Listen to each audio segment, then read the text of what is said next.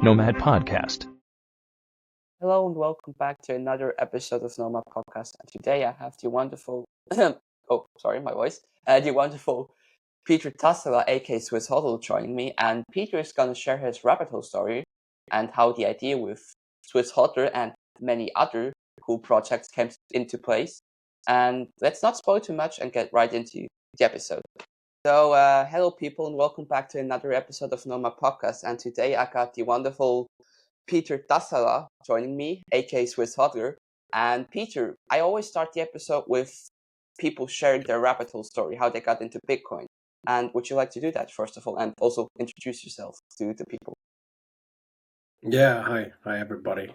Peter, better known as Swiss Hodler, in the Twitter's Bitcoin bubble, and basically my rabbit hole story goes a long way back. I was working in IT about 2011-12 when I first heard about Bitcoin. Was stupid enough not to take any action, not to study, not to learn about it. I was just thinking, okay, whatever, this is just another scam, and wasn't that interested. Although my work colleagues were already stacking, and then I heard from more and more friends about it till, let's say, 2014-15. And they had already made quite a bit of money with it. And then I was like, okay, fuck, maybe I should start, going deeper into this topic. But still, I was somewhat too lazy to do that. So it took me until like 2016 when I first really got into that and started buying. And of course, I didn't understand from the beginning the real value of Bitcoin. For me, it was a gamble, to become rich fast, which is not the case with Bitcoin. And I was selling Bitcoin also to buy shitcoins, which was of course a big mistake.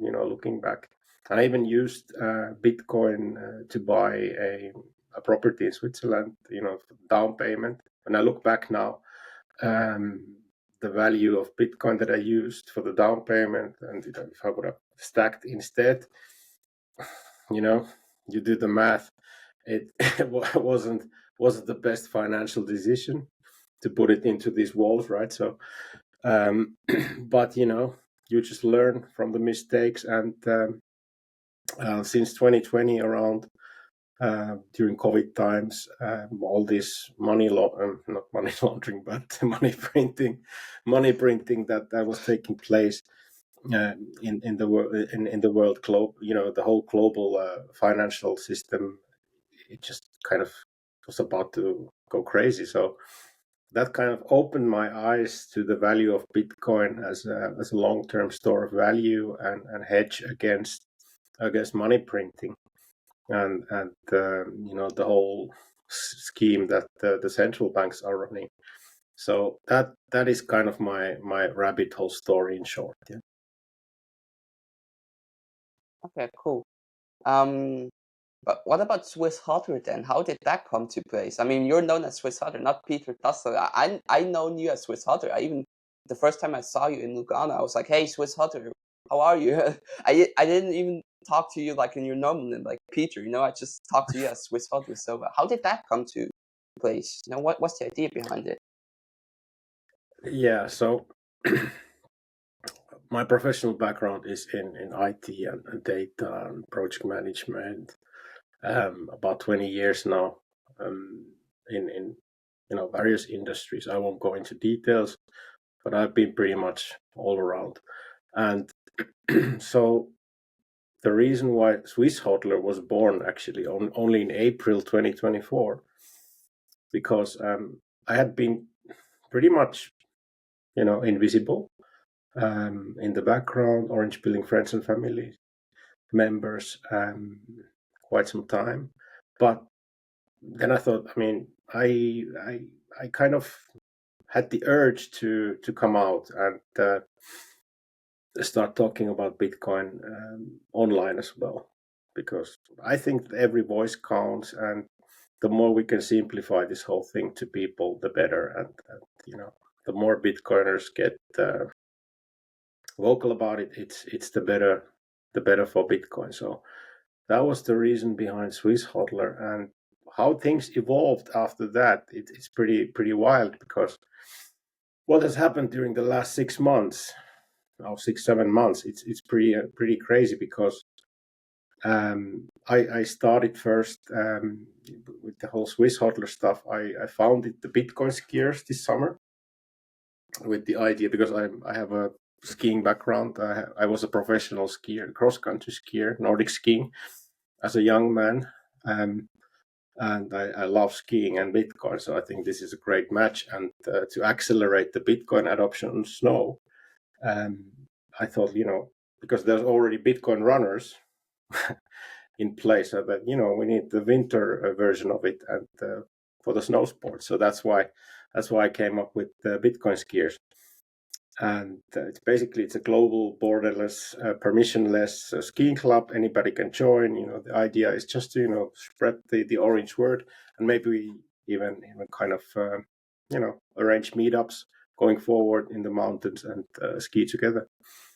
And then what happened next was basically the Bitfluencers, the Bitcoin marketing team.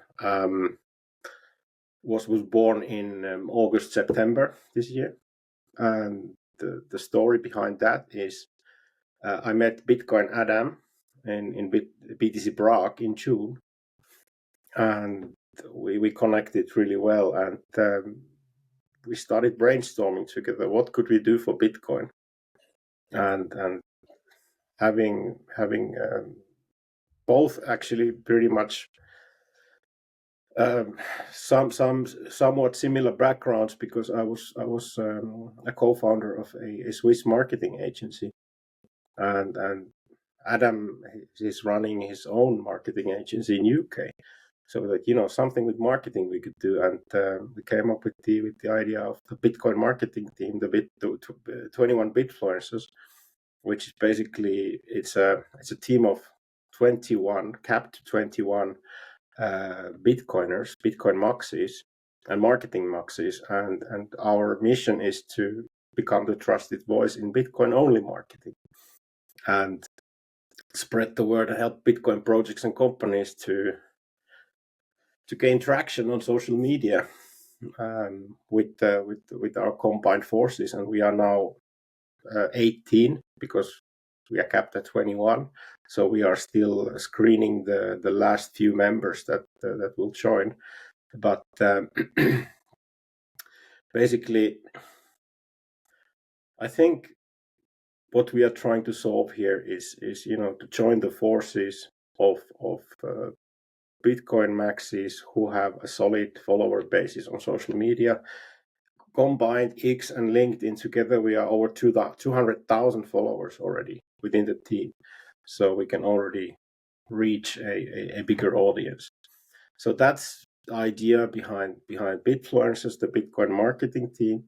And then the third step, actually, what happened during the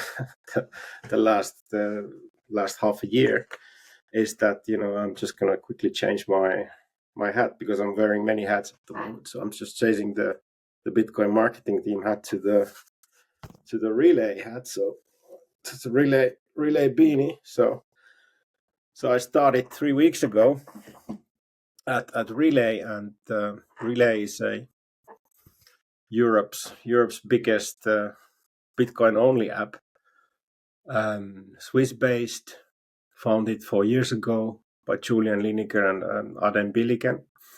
And I really love what Relay is doing, and I was since June already in the Relay squad, which is basically the extended marketing team of Relay. And then they had this opportunity for me to join Relay just 3 weeks ago, which is pretty amazing, because for the first time ever, I feel like, you know, I'm at work, I'm getting paid for it, but it doesn't feel like work.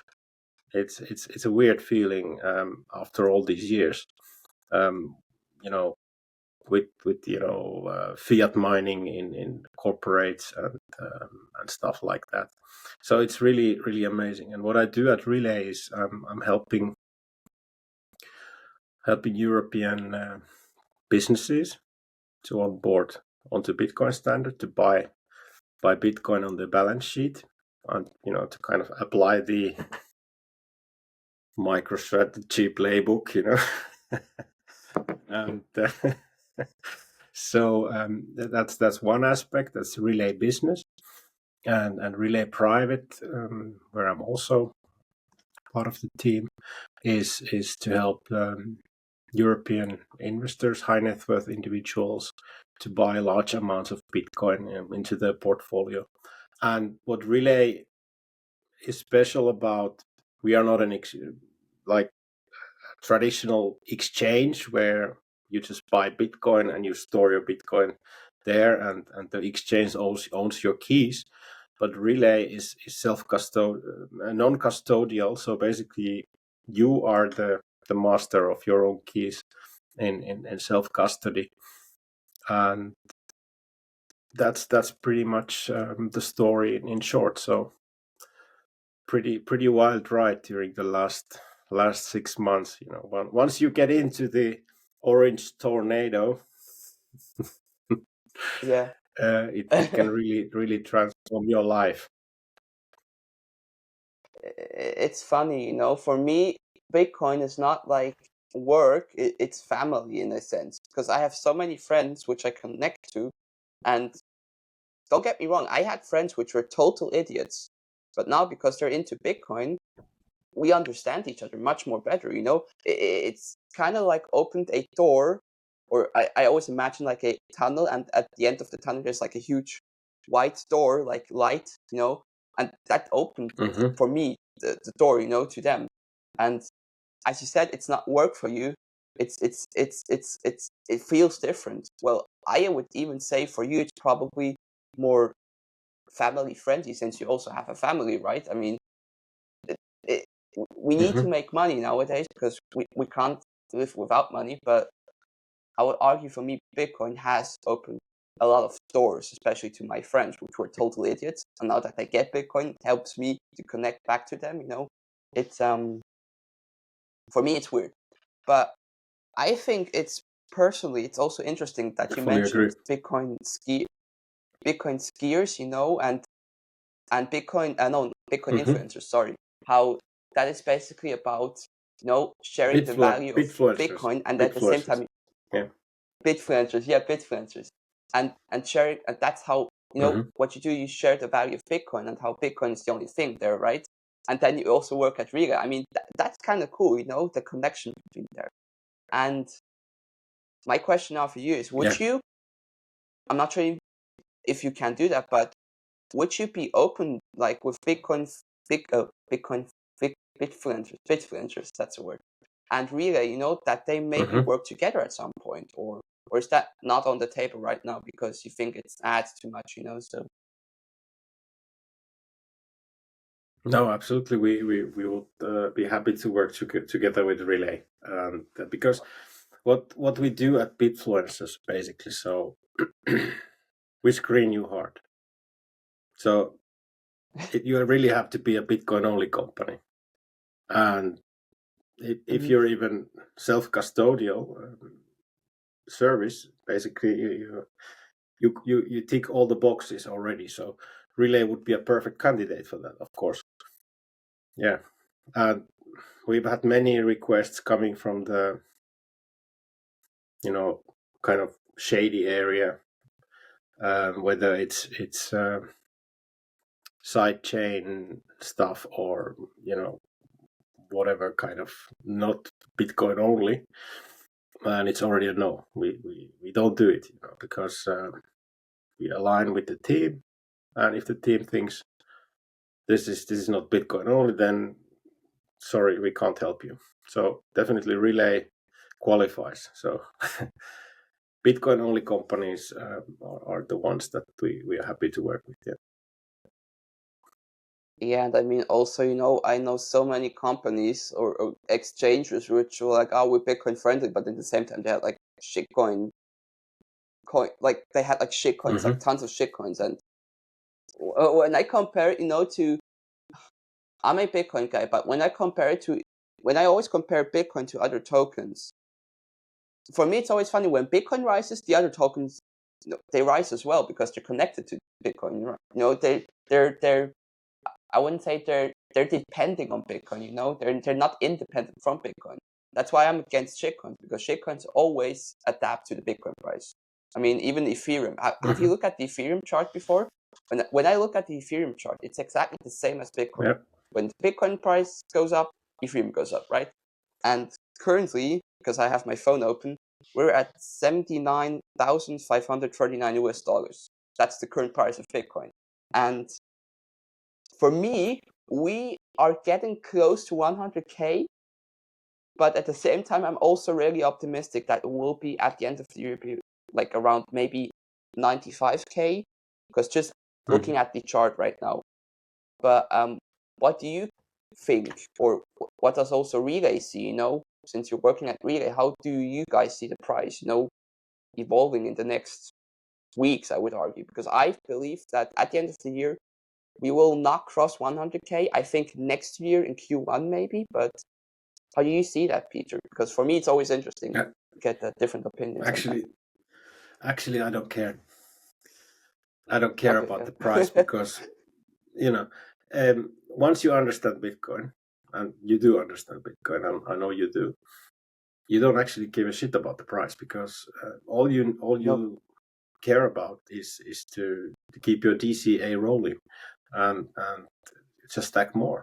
I never sell, so I just keep buying every week. And if there's a dip, then it's okay, because I can, if I have some fiat on the side for some reason from whatever, selling some old chairs, then I can buy more Bitcoin. But I really don't care about the price, because for me it's a long-term thing, and kind of a pension plan as well, because I'm not 20 anymore, I'm 21, so I have to start thinking about my retirement at some point as well. I'm 21 forever. I'm almost 20. So yeah. I mean, I'm 19 now. Next year I will be 20. So I always say, just for fun, I already feel my 30s, just because I feel old, man. Although I'm just 19. But in a sense, it's a second pension, because I buy my Bitcoin every month, which now when I realize it, I should actually buy every week. But I mean, I buy like, let's say $100 every month and put that on the side. And for me, especially with Relay, and I'm a teenager, right? I'm 19. I'm not sure if that's the teenager, but in a sense, I'm still a teenager. It qualifies as a teenage because it's 19, Yeah, right. And I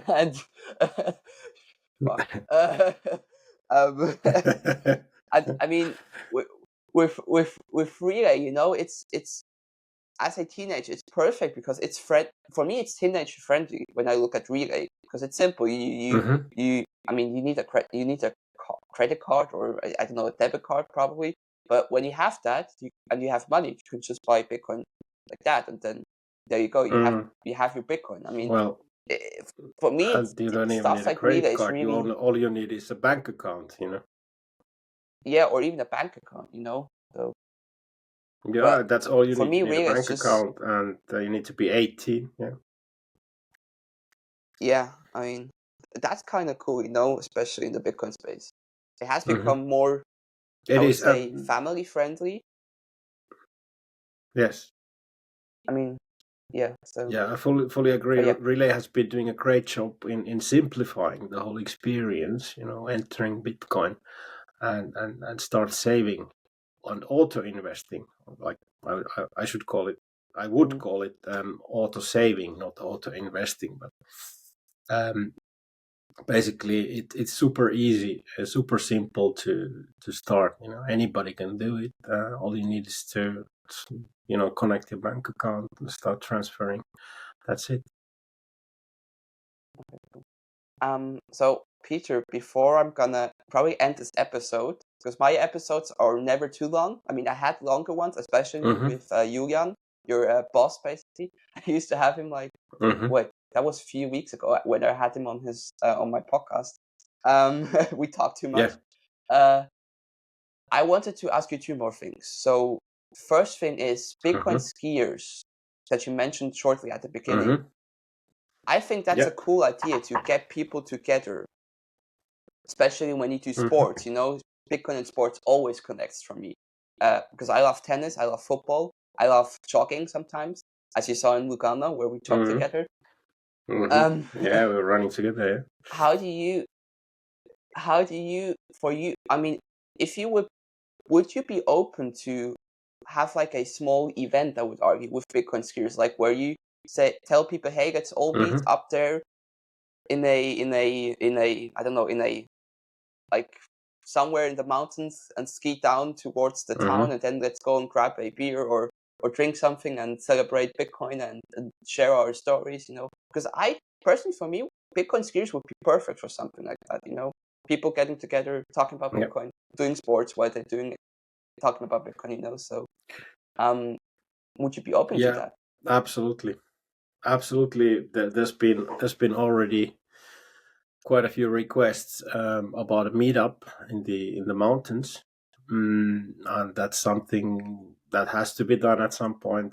Currently, I just don't have time for it to start arranging it. Wearing all these hats, but maybe at some point, maybe next winter. And also because we want to have Bitcoiners not only from Europe or not only from Switzerland, where I'm based. We want to have American Bitcoiners and Japanese Bitcoiners, whatever, and come to, let's say, maybe we arrange it in Switzerland. Zermatt would be a nice option because of the Matterhorn, and that's kind of also the background picture of the whole Swiss Hodler thing. So that would be pretty cool, but we need to plan it well ahead so that people can also plan themselves. So I'm not just skiing alone there, which I actually love because I'm, like I told you, I have a cross-country skiing background. I love the solitude and proof of work. So, but it would be more fun to have more Bitcoin skiers coming to the meetup than just me being there alone. Yeah. By the way, where are your glasses? Because normally you wear like glasses because you're the Swiss Hodler, and the only reason why I followed you was because of the name and the glasses, So where are the glasses, Peter?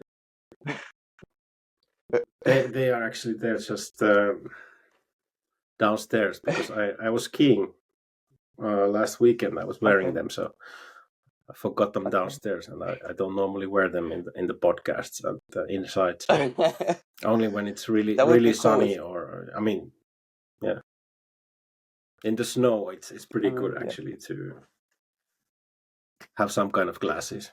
Not all the time, but most of the time. So my second question, my last question, actually for you is actually maybe also have a third now. But you're Finnish, right? So you're originally from Finland, right? Is that correct? Yeah. I was born and raised in Finland. Okay. Started my working career there as well, and was actually doing MicroStrategy consulting even back then, and came to Switzerland one day before Satoshi mined the Genesis block. So I came to Switzerland on the 2nd of January 2009, almost 16 years ago. And funny enough, now working Bitcoin in Switzerland. So plus MicroStrategy is the the company that is spearheading the whole corporate Bitcoin adoption, and I have a Microsoft MicroStrategy background. I was a MicroStrategy certified engineer in 2008. So it's all these things So yeah, come together somehow. yeah, it all connects, you know.